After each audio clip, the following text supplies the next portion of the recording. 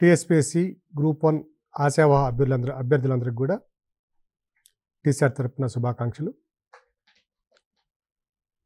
ఈ సెషన్లో మనము తెలంగాణ జియోగ్రఫీ నుంచి గోదావరి నది, దాని యొక్క ఉపనదులు, ప్రధానంగా గోదావరి నదిపై ఉన్నటువంటి ప్రాజెక్టుల విషయాన్ని మనం పరిశీలిద్దాం. గోదావరి నది యొక్క ఉపనదులన్నింటినీ కూడా మన ఇండియన్ జియోగ్రఫీలో మనం కూలంకుషంగా చర్చించడం జరిగింది. మరొకసారి మనం కనుక ఈ గోదావరి నదిపై ఉన్నటువంటి ఉపనదులు కనుక మనం పరిశీలించినట్లయితే ఇక్కడ మనం ప్రధానంగా చూడవలసిన నదులు ప్రవర, కుడివైపు నదులు కనుక చూసినట్లయితే ప్రవర, మూల, మంజీర, అలాగే మానేరు అనేవి ప్రధానమైనటువంటి కుడివైపు ఉన్నటువంటి ఉపనదులు. ఇక ఎడమవైపు ఉపనదులు కనుక మనం చూసినట్లయితే మనకి ఇక్కడ ధర్నా ప్రధానమైన ఉపనది, ఇది మహారాష్ట్రలో. తర్వాత పెన్గంగా, వార్ధ, వెయిన్గంగా ఇవన్నీ కలిస్తే ప్రాణహిత. అలాగే మధ్యప్రదేశ్ నుంచి చూసినట్టయితే కన్హను, పెంచి, ఇవి కూడా మనకి మహారాష్ట్రలో ఉంటుంది. ఈ మధ్యప్రదేశ్ నుంచి కన్హన్ నది జన్మిస్తుంది. అలాగే ఇక్కడ ఛత్తీస్గఢ్ నుంచి కనుక వచ్చినట్టయితే ఇంద్రావతి నది చాలా ప్రధానమైన ఉపనది. ఇక ఆంధ్రప్రదేశ్, ఒరిస్సాల్లో కనుక వెళ్ళినట్టయితే శబరి అనేది చాలా ప్రధానమైన ఉపనది. సో అభ్యర్థులందరూ కూడా ఈ ఉపనదులన్నింటినీ కూడా తప్పనిసరిగా గుర్తుంచుకోవాల్సిన అవసరం ఉంది. ఇక మొత్తం గోదావరి నది యొక్క పొడవు కనుక చూసినట్లయితే 1460 కిలోమీటర్లు. అత్యధికంగా గోదావరి బేసిన్ 46% వరకు కూడా మనకి మహారాష్ట్రలో విస్తరించి ఉంటే, రెండవ అత్యధికంగా గోదావరి నది హరివాణం ఏ రాష్ట్రంలో విస్తరించి ఉందంటే అది 18%తో మనకి తెలంగాణలో విస్తరించి ఉంది. ఈ శాతాలన్నీ కూడా మనము ఇండియన్ జియోగ్రఫీలో ఈ డిస్కషన్లో మనం వివరించున్నాం. ఇక గోదావరి నది మీద ఉన్నటువంటి ప్రధానమైనటువంటి ఇరిగేషన్ ప్రాజెక్ట్స్ కనుక మనం చూసినట్లయితే ఒక్కొక్కటి కనుక పరిశీలించినట్లయితే మొట్టమొదట ఎన్టీఆర్ సాగర్, దీన్నే చలమల వాగు ప్రాజెక్ట్ అని వ్యవహరిస్తాం. ఇది ప్రాణహిత నదికి ఉపనది అయినటువంటి చలమల వాగు అనే ఒక వాగుపై నిర్మించబడింది. ఇది ఆదిలాబాద్లో ఉన్నటువంటి ప్రాజెక్ట్. ఇది ఆదిలాబాద్ జిల్లాలో ఇర్కపల్లి గ్రామం వద్ద, అంటే తిర్యాని మండలం కిందకు వస్తుంది ఇది. సో ఇర్కపల్లి గ్రామం వద్ద 1999లో దీన్ని నిర్మించడం జరిగింది. దీని ద్వారా ఆ తిర్యాని మండలం సమీప ప్రాంతాల్లో ఉన్నటువంటి ఈ సాగు భూములకి దాదాపుగా 2500 హెక్టేర్ల వరకు నీటిపారుదల సౌకర్యాన్ని కల్పిస్తుంది ఈ ఎన్టీఆర్ సాగర్. ఇక బొగ్గుల వాగు ప్రాజెక్ట్ కనుక మనం చూసినట్లయితే ఇది కూడా గోదావరి నదికి ఉన్నటువంటి ఒక చిన్న ఉపనది ఇది. ఈ గోదావరి నదికి ఉన్నటువంటి చిన్న ఉపనది అయినటువంటి బొగ్గుల వాగుపై 1987లో ఈ ప్రాజెక్ట్ నిర్మించడం జరిగింది. ఇది కరీంనగర్ జిల్లాలో దీన్ని నిర్మించారు. ఇక్కడ మలహర్రావు మరియు కాటారం మండలాల్లో ఈ ప్రాజెక్టు ద్వారా సాగునీటి సౌకర్యం మనకి లభిస్తుంది. సో బొగ్గుల వాగు ప్రాజెక్ట్ ఏ జిల్లాలో కలదంటే కరీంనగర్ జిల్లాలో. ఈ బొగ్గుల వాగు అనేది గోదావరి నదికి చిన్న ఉపనది. అది ఇది మలహర్రావు, కాటారం మండలాలకి సాగునీటి సౌకర్యాన్ని కల్పిస్తుంది. ఇక ఘన్పూర్ ఆనకట్ట కనుక మనం పరిశీలించినట్లయితే ఇది కూడా నిజాం కాలంలో ప్రవేశపెట్టి నిర్మించబడినటువంటి ఆనకట్ట. ఇది ఘన్పూర్ ఆనకట్ట. ఇది కూడా మధ్య తరహా ప్రాజెక్టు. సో ఈ మధ్య తరహా ప్రాజెక్టు ద్వారా మనకి మంజీరా నదిపై నిర్మించబడినటువంటి ఈ ఘన్పూర్ ఆనకట్ట ద్వారా మెదక్ జిల్లాలో కుల్చారం మండలంలో ఉన్నటువంటి ఈ ప్రాంతం నిర్మించిన ప్రాజెక్టు ద్వారా మనకి సంగారెడ్డి, తర్వాత ఈ పరిసర ప్రాంతాలకు కూడా మనకి సాగునీరు అందించడం జరుగుతుంది మనకి. అలాగే ఈ మంజీరా నదిపై ఘన్పూర్ ఆనకట్ట కంటే పైన ఉన్న ప్రాజెక్టులు కనుక మనం పరిశీలించినట్లయితే సంగారెడ్డి వద్ద ఉండేటువంటి మంజీరా బ్యారేజీ, అలాగే సింగూర్ గ్రామం వద్ద ఉన్నటువంటి సింగూర్ ప్రాజెక్టు. సో ఈ 3 ప్రాజెక్టులు కూడా మనకి మంజీరా నది మీద ఉన్నటువంటి ప్రాజెక్టులు. సో ఘన్పూర్ ఆనకట్ట, మంజీరా బ్యారేజీ, సింగూర్ బ్యారేజీ లేదా సింగూర్ ప్రాజెక్ట్ అనేవి మనకి మంజీరా నది మీద ఉన్నటువంటి ప్రాజెక్టులు. ఇక గుండ్ల వాగు అనేది మనం కనుక చూసినట్లయితే ఇది ఖమ్మం జిల్లాలో ఉన్నటువంటి ఒక గోదావరి నది యొక్క ఉపనది, చిన్న ఉపనది. సో ఈ గుండ్ల వాగుపై ఖమ్మం జిల్లాలో వాజేడు మండలం వద్ద ఈ ప్రాజెక్ట్ని నిర్మించడం జరిగింది. ఇక మరొక ప్రధానమైన ప్రాజెక్ట్ని మనం పరిశీలించినట్లయితే కౌలస్నాలా ప్రాజెక్టు. ఇది మంజీరా నదికి ఉపనది అయినటువంటి చిన్న ఉపనది అయినటువంటి కౌలస్నాలా అనే నదిపై నిర్మించినటువంటి ప్రాజెక్ట్ ఇది. ఇది కామారెడ్డి జిల్లాలో ఉన్నటువంటి ప్రాజెక్ట్ ఇది. ఇది జుక్కల్ మండలంలో సవర్గావ్ అనే గ్రామం వద్ద దీన్ని నిర్మించడం జరిగింది. ఇక లక్నవరం ప్రాజెక్టు.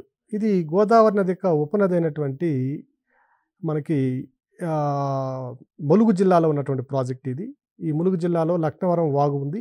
ఈ లక్నవరం వాగుపై గోవిందరావుపేట మండలంలో చలువాయి గ్రామం వద్ద ఈ లక్నవరం ప్రాజెక్టును నిర్మించడం జరిగింది. ఇక మత్తడి వాగు చూసినట్లయితే ఇది మత్తడి వాగు ఆదిలాబాద్ జిల్లాలో ఉన్నటువంటి చిన్న వాగు, ఇది గోదావరి నదికి ఉపనది. సో ఈ మత్తడి వాగు అనేది థంసి మండలంలో ఉన్నటువంటి వడ్డాది గ్రామం వద్ద ఈ ప్రాజెక్ట్ని నిర్మించారు. ఈ గోదావరి నదితో పాటు ఈ ఉపనదులతో పాటుగా ప్రధానమైన ప్రాజెక్టులు కనుక చూసినట్లయితే ఇది గోదావరి నది రివర్ బేసిన్ అనేది మనకి మహారాష్ట్ర, తెలంగాణ, ఛత్తీస్గఢ్, ఆంధ్రప్రదేశ్, కర్ణాటక, ఒడిశా, మధ్యప్రదేశ్ ఈ రాష్ట్రాల్లో విస్తరించేటటువంటిది. గోదావరి నదిపై ఉన్న ప్రాజెక్టుల్లో కూడా మనం సంఖ్యని కూడా పరిశీలించినట్లయితే అత్యధికంగా 350 పైగా ప్రాజెక్టులు, మేజర్ మరియు మీడియం ప్రాజెక్టులు ఈ గోదావరి నదిపై నిర్మించబడ్డాయి. వాటిల్లో మరొక ప్రధానమైన ప్రాజెక్ట్ని మనం చూసినట్లయితే కడియం నారాయణ రెడ్డి ప్రాజెక్టు. దీన్ని 1949లోనే అప్పటి నిజాం ప్రభుత్వంలో దీన్ని నిర్మాణం ప్రారంభమైనది. తర్వాత ఆంధ్రప్రదేశ్ ప్రభుత్వం ఏర్పడిన తర్వాత 1958లో నిర్మాణం కూడా పూర్తయి 1958లో అదే సంవత్సరంలో మనకి ఆగస్టు నెలలో వచ్చినటువంటి వరదల వల్ల తీవ్ర స్థాయిలో దెబ్బతినడంతో మరలా జలయజ్ఞంలో భాగంగా దీని యొక్క సామర్థ్యాన్ని పెంచుతూ ఈ కడియం నారాయణ రెడ్డి ప్రాజెక్ట్ని మరలా పూర్తి చేయడం జరిగింది. సో దీని యొక్క ఉపనది అయినటువంటి గోదావరి నది యొక్క ఉపనది అయినటువంటి కడియం నది పైన నిర్మల్ జిల్లాలో కడియం మండలంలో పెద్దూరు గ్రామం వద్ద ఈ ప్రాజెక్ట్ నిర్మించారు. అలాగే ఈ డ్యామ్ ద్వారా, కడియం నారాయణ రెడ్డి డ్యామ్ ద్వారా నీటి నిల్వ సామర్థ్యాన్ని కనుక మనం పరిశీలించినట్లయితే 13.24 టీఎంసీల నీటిని ఇందులో నిల్వ చేయడానికి అవకాశం ఉంది.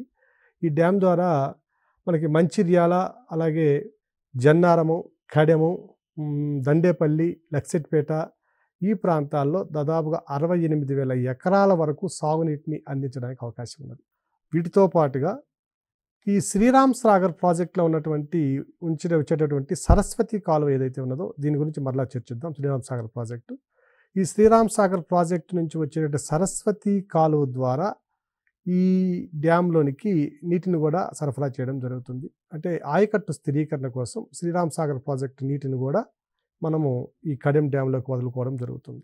ఇక నిజాం సాగర్ ప్రాజెక్ట్ని కనుక మనం పరిశీలించినట్లయితే ఇది మంజీరా నదిపై నిర్మించినటువంటి ప్రాజెక్ట్. ఇది నిజాం సాగర్ కామారెడ్డి జిల్లాలో నిజాం సాగర్ మండలంలో అచ్చన్నపేట గ్రామం వద్ద ఈ నిజాం సాగర్ ప్రాజెక్ట్ని నిర్మించడం జరిగింది.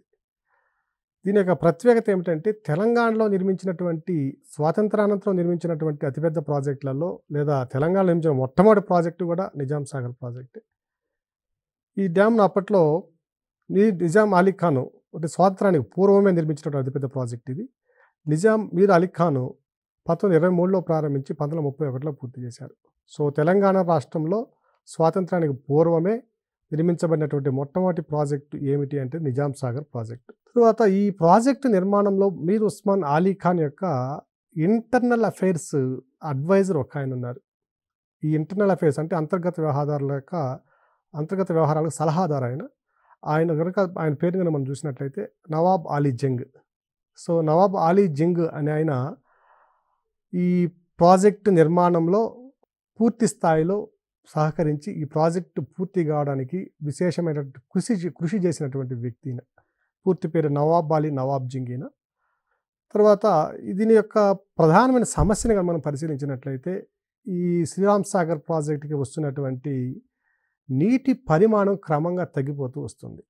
దీనికి ప్రధానమైన కారణం బాబ్లీ ప్రాజెక్టు నిర్మాణము, అలాగే మహారాష్ట్రలో నిర్మించినటువంటి మిగిలిన ప్రాజెక్టులు, మంజీరా దాని యొక్క ఉపనదులు నిర్మించినటువంటి ఇతర ప్రాజెక్టుల వల్ల ఈ మంజీరా నదికి వచ్చేటటువంటి నీటి యొక్క సామర్థ్యం తగ్గిపోవడం వల్ల ఈ గడిచిన 2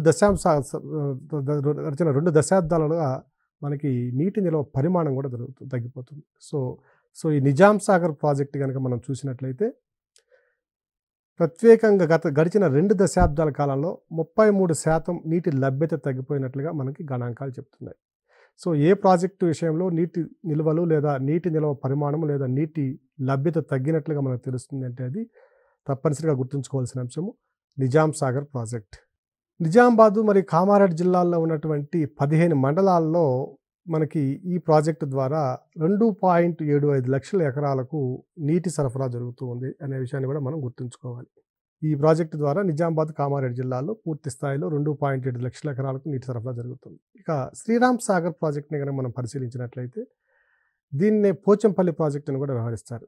సో ఇది గోదావరి నదిపై మనకి పోచంపాడు వద్ద నిర్మించారు. అంటే నిజామాబాద్ జిల్లాలో ఉన్నటువంటి ప్రాజెక్ట్ ఇది. నిజామాబాద్ జిల్లాలో బాల్కొండ మండలంలో పోచంపాడు వద్ద ఈ ప్రాజెక్ట్ నిర్మించడం జరిగింది.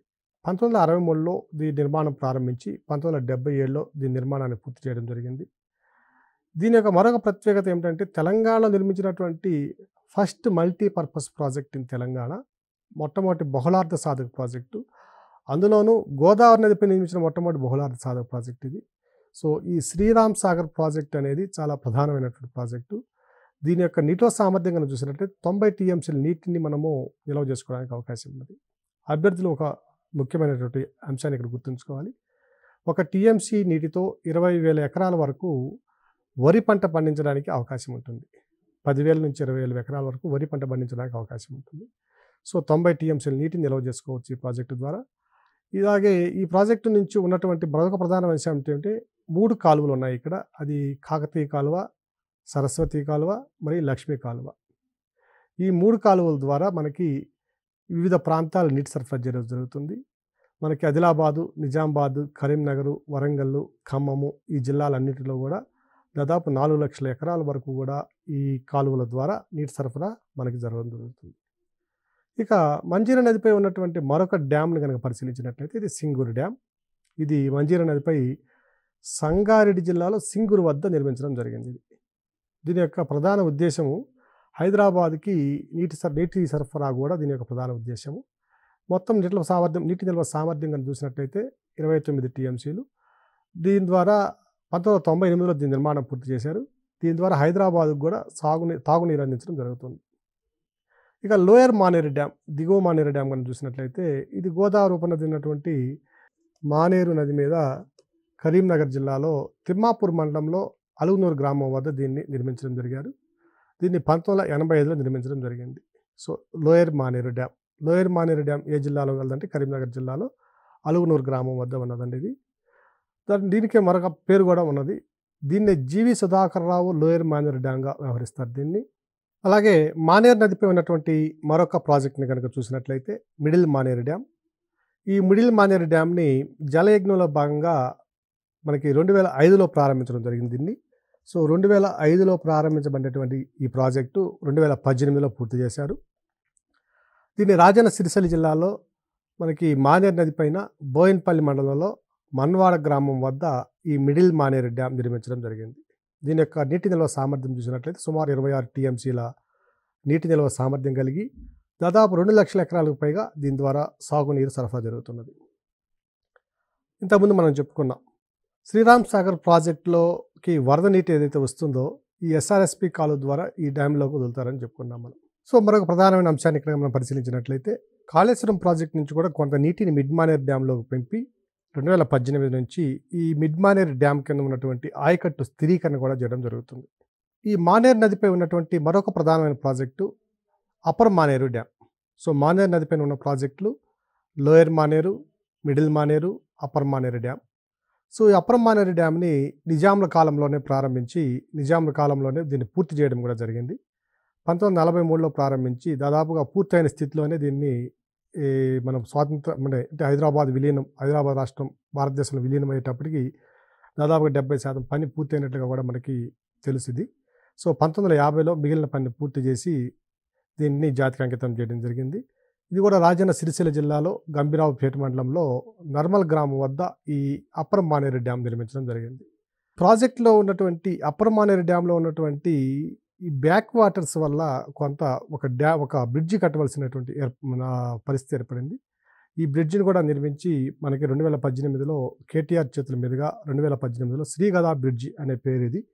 దీన్ని కూడా మనకి 2018లో ఓపెన్ చేయడం జరిగింది. మనకి ఇది మనకి ఈ కరెంట్ అఫైర్స్ పాయింట్ ఆఫ్ వ్యూలో కొంత ఇంపార్టెంట్గా అందువల్ల చెప్పడం జరిగింది. నెక్స్ట్ మరొక అంశాన్ని కానీ మనం పరిశీలించినట్లయితే శ్రీపాద ఎల్లంపల్లి ప్రాజెక్టు. ఇది గోదావరి నదిపై నిర్మించినటువంటి ఒక ప్రాజెక్ట్. ఇది పెద్దపల్లి మరియు మంచిర్యాల జిల్లాల మధ్య ఉన్నటువంటి పెద్దపల్లి జిల్లా అటువైపు మంచిర్యాల జిల్లా ఈ 2 జిల్లాల మధ్య ఉన్నటువంటి రామగుండం ప్రాంతంలో ఎల్లంపల్లి వద్ద జలయజ్ఞంలో భాగంగా ఈ శ్రీపాద ఎల్లంపల్లి ప్రాజెక్ట్ నిర్మించడం జరిగింది. దీని యొక్క ప్రధాన ఉద్దేశం ఈ ప్రాజెక్ట్ నిర్మాణం ద్వారా 63 టీఎంసీల గోదావరి నీటి యొక్క వినియోగం జరుగుతుంది.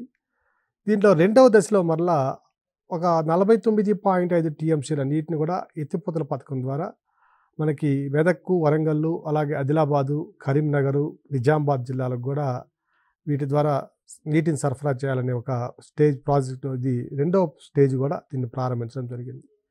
వీటితో పాటుగా ఈ ప్రాజెక్ట్ యొక్క రెండవ దశలో అంటే శ్రీపాద ఎల్లంపల్లి ప్రాజెక్టు యొక్క రెండవ దశలో రామగుండంలో ఉండేటువంటి ఎన్టీపీసీ విద్యుత్ కేంద్రానికి కూడా ఒక 16 టీఎంసీల నీటిని మనకి రామగుండము ఎన్టీపీసీ విద్యుత్ కేంద్రానికి ఇవ్వడం జరుగుతుంది. అలాగే గోదావరి కనికి పక్కనే ఉన్నటువంటి రామగుండానికి శ్రీపాద ఎల్లంపల్లి ప్రాజెక్టు ద్వారా హైదరాబాద్ నగరానికి కూడా త్రాగునీరు అందించడం జరుగుతుంది. ఇక తాలిపేరు ప్రాజెక్టు కనుక చూసినట్లయితే ఇది భద్రాద్రి జిల్లాలో ఉన్నటువంటి ప్రాజెక్ట్. ఇది గోదావరి యొక్క చిన్న ఉపనది తాలిపేరు. ఈ తాలిపేరు పైన చెర్ల గ్రామంలో అంటే భద్రాద్రి జిల్లాలో చెర్ల గ్రామం వద్ద తాలిపేరు ప్రాజెక్ట్ నిర్మించడం జరిగింది. దాదాపు 5 టీఎంసీల నీటి నిల్వ సామర్థ్యం కలిగినటువంటి ప్రాజెక్ట్ ఇది. దీని ద్వారా చెర్ల మరియు దమ్ముగూడెం మండలాల్లో దాదాపుగా 24,000 ఎకరాలకు పైగా నీటి సరఫరా అంటే సాగునీటి సరఫరా చేయడం జరుగుతుంది. మరొక ప్రాజెక్టు కనుక చూసినట్లయితే చొక్కారావు దేవాదుల ఎత్తిపోతల పథకం. ఈ lift irrigation scheme, Devadula lift irrigation scheme ఇది వరంగల్ జిల్లా, ప్రస్తుతం ములుగు జిల్లాలో ఉన్నటువంటి ఏటూరు నాగారం మండలం వద్ద ఉన్నటువంటి దేవాదుల గ్రామం వద్ద 2001లో ఈ ప్రాజెక్ట్ నిర్మాణం ప్రారంభించారు. ఇక కాళేశ్వరం తర్వాత ఇది రెండవ అతిపెద్ద ఎత్తిపోతల పథకం. 38 టీఎంసీల గోదావరి నీటిని మనకి లిఫ్ట్ చేసి ఆ గోదావరి నీటిని తీసుకొచ్చి కృష్ణానది హరివాణంలో అంటే వరంగల్, నల్గొండ జిల్లాలో ఉండే ప్రాంతాలకి, కృష్ణా నదిలోకి కాకుండా కృష్ణానది హరివాణంలో ఉన్న ప్రాంతాలకి నీటిని సరఫరా చేయడం ద్వారా అక్కడ సాగునీటిని అందించేటటువంటి బృహత్తమైన ప్రాజెక్ట్ ఇది. సో చొక్కారావు దేవాదుల ఎత్తిపోతల పథకము ఇది 2001లో ప్రారంభమైంది. ఇది ఏటూరు నాగారం మండలంలో ములుగు జిల్లాలో దేవాదుల అనే గ్రామం వద్ద నిర్మించబడినటువంటి ప్రాజెక్టు. లక్ష్మీ బ్యారేజీ, దీన్నే మేడిగడ్డ బ్యారేజీ అని కూడా పిలుస్తారండి. ఈ మేడిగడ్డ బ్యారేజ్గా పిలువబడే ఈ లక్ష్మీ బ్యారేజీ మనకి కాళేశ్వరం ప్రాజెక్టులో మొదటి దశగా పరిగణించాలి. దీన్ని కాళేశ్వరం ప్రాజెక్టులో 4 దశలు ఉన్నాయి. అవి మరలా ఒకసారి చూద్దాం వచ్చినప్పుడు. సో లక్ష్మీ బ్యారేజ్ అనేది మేడిగడ్డ బ్యారేజ్గా పిలుస్తున్నారు. ఇది కాళేశ్వరం ప్రాజెక్టులో మొట్టమొదటి దశ. ఇది ఒక లిఫ్ట్ ఇరిగేషన్ స్కీము. ఇది జయశంకర్ భూపాల్పల్లి జిల్లా మనకు మహదేవ్పూర్ మండలంలో మేడిగడ్డ వద్ద 2016 మే 2న దీనిని అప్పటికి మన ముఖ్యమంత్రి కేసీఆర్ గారు దీనికి పునాది వేయడం జరిగింది. ఈ ప్రాజెక్టు ద్వారా దాదాపుగా లిఫ్ట్ ఇరిగేషన్లో ఉన్నటువంటి ఈ ఎత్తిపోతల ద్వారా వచ్చినటువంటి నీటి ద్వారా దాదాపు 18,50,000 ఎకరాలకు నీటి సరఫరా చేయడం అనేది దీని యొక్క ప్రధాన ఉద్దేశం. ఇక సరస్వతి బ్యారేజ్ కనుక చూసినట్లయితే దీన్నే అన్నారం బ్యారేజ్గా కూడా పిలుస్తారు. ఇది కూడా జయశంకర్ భూపాల్పల్లి జిల్లాలో ఉన్నటువంటి మహదేవ్పూర్ మండలంలో అన్నారం గ్రామం వద్ద దీన్ని ప్రారంభించారు. ఇది కాళేశ్వరం పథకంలో ఎత్తిపోతల పథకంలో రెండవ భాగంగా ఉంది. ఇది రెండవ బ్యారేజ్. ఇది ఎల్లంపల్లి మేడిగడ్డ మధ్య ఉన్నటువంటి ప్రాజెక్ట్. ఇది కాళేశ్వరం ప్రాజెక్టులో రెండవ దశ.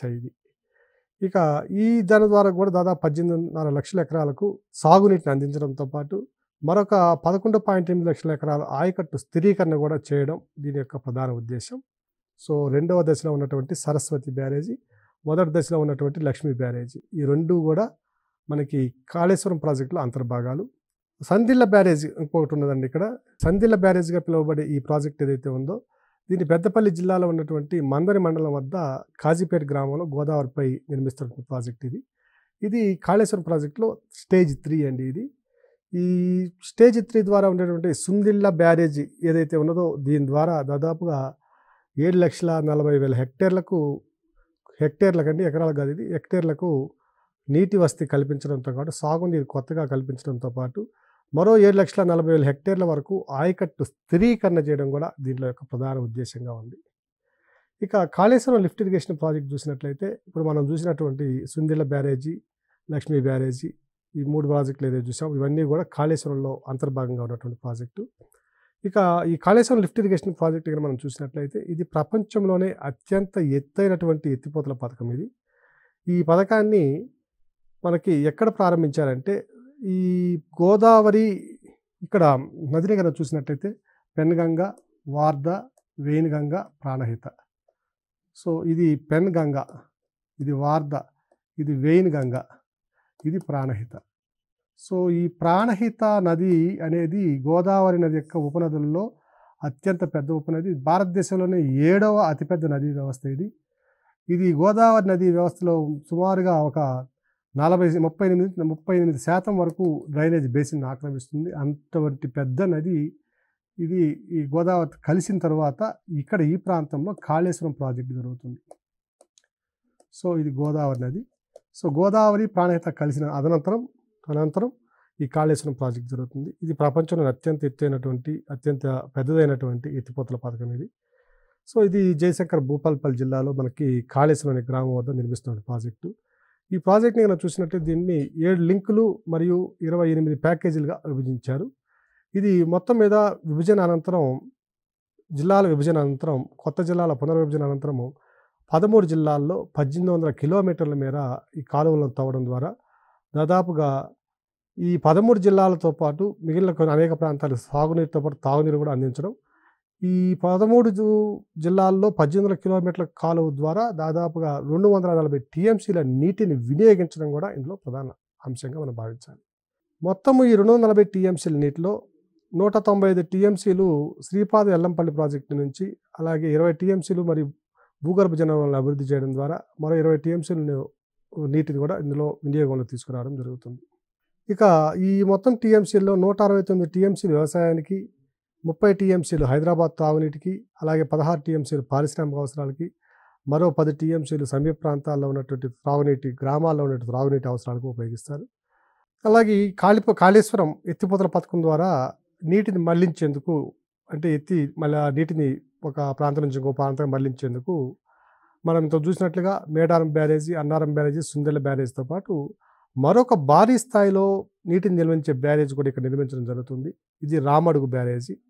సో ఈ రామడుగు బ్యారేజీ వద్ద నిర్మించినటువంటి ఈ బ్యారేజ్ నుంచి కాళేశ్వరం ప్రాజెక్టులోకి నీటిని లిఫ్ట్ చేయడం కోసము 140 మెగావాట్ అవర్స్ సామర్థ్యం కలిగినటువంటి భారీ స్థాయి పంపులను కూడా, అంటే మోటార్స్ను కూడా బిగించడం జరిగింది. ఇది BHEL తయారు చేసినటువంటి మోటారు, అతిపెద్దదైనటువంటి మోటార్ ఇది. ఇక మరొక ప్రాజెక్టు కనుక చూసినట్టయితే కాళేశ్వరం తర్వాత ఇచ్చంపల్లి ప్రాజెక్టు. ఇది కూడా ఒక ఇంటర్ స్టేట్ ప్రాజెక్ట్ ఇది.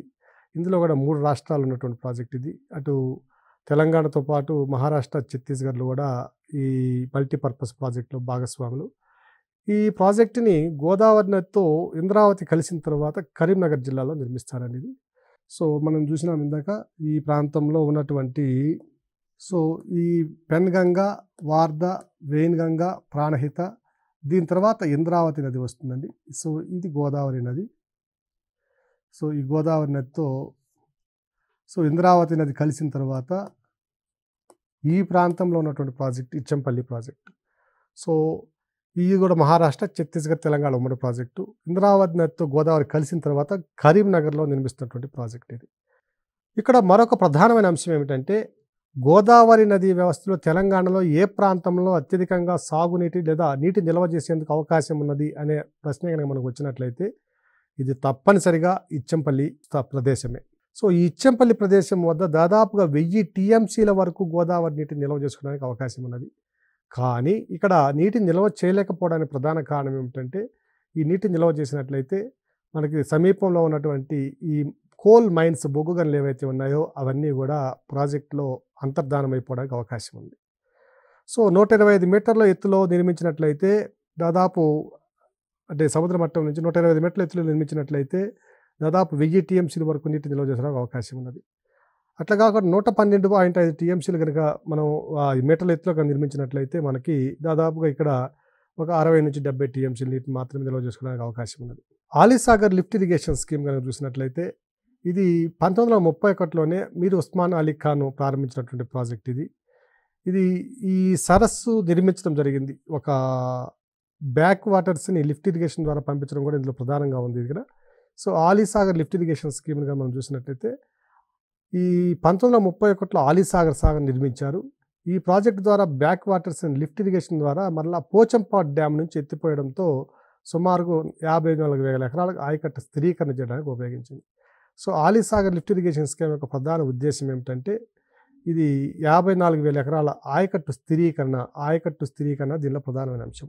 So Alisagar lift irrigation scheme. ఇక కొమరం భీం ప్రాజెక్ట్ కనుక చూసినట్లయితే ఇది ప్రాణహిత నదికి ఉపనది అయినటువంటి పెద్ద వాగుపై నిర్మించబడినటువంటి ఒక ప్రాజెక్ట్ ఇది. సో ఈ ప్రాజెక్ట్ ద్వారా నిర్మించబడినటువంటి రిజర్వాయర్ని ఎక్కడ నిర్మించారంటే ఇది ఆసిఫాబాద్ మండలంలో కొమరం భీం జిల్లాలో అడ అనే గ్రామం వద్ద ఏర్పాటు చేసినటువంటి ప్రాజెక్ట్ ఇది కొమరం భీం ప్రాజెక్టు. సో ఈ కొమరం భీం ప్రాజెక్టు ద్వారా మనకి కాగజ్ నగరు, సిర్పూరు, కొమరం భీము, వంకిడి ఈ మండలాల్లో దాదాపు 45,000 ఎకరాల వరకు మనకు నీటిని సరఫరా చేయడానికి అవకాశం ఉన్నటువంటి ప్రాజెక్టు. సో ఇవన్నీ కూడా గోదావరి నది మీద నిర్మించినటువంటి ప్రాజెక్టులు. ఇవన్నీ కూడా అభ్యర్థులందరూ కూడా మనకి ఈ గోదావరి నదిపై నిర్మించిన ప్రాజెక్టులు ఏవి, కృష్ణానదిపై నిర్మించిన ప్రాజెక్టులు ఏవి అంటే ఏ క్రింది వానలో కృష్ణానదిపై నిర్మించబడని ప్రాజెక్ట్ ఏదని అంటారు, లేదా కృష్ణానదిపై నిర్మించిన ప్రాజెక్టులు ఏమని అంటారు. సో ఇటువంటి కన్ఫ్యూజన్ రాకుండా అభ్యర్థులందరూ కూడా తప్పనిసరిగా ఏ ప్రాజెక్టులు ఏ నది మీద నిర్మించబడినవి అనే అంశాన్ని తప్పనిసరిగా దృష్టిలో ఉంచుకోవాలి. అలాగే ప్రతి ప్రాజెక్టుకి సంబంధించినటువంటి పూర్తి వివరాలు కూడా ఇప్పుడు మనం ఏవైతే డిస్కస్ చేసుకున్నామో వాటితో పాటుగా మనకి మరింత సమాచారాన్ని కూడా అభ్యర్థులు సేకరించుకొని పూర్తి స్థాయిలో పరీక్షకు సంసిద్ధులు కావాలని కూడా ఆశిస్తున్నాం. ధన్యవాదాలు.